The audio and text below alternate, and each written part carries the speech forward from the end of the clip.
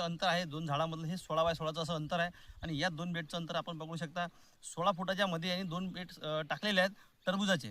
तर एक असं एक टरबूजचं उन्नत वाण आहे. याच्यामध्ये आपण सेटिंग बघू शकता किती व्यवस्थित झालेली आहे. तर एकाच ठिकाणी 3 फळं सेट झालेले आहे. परत हे इथे चौथं फळ आहे.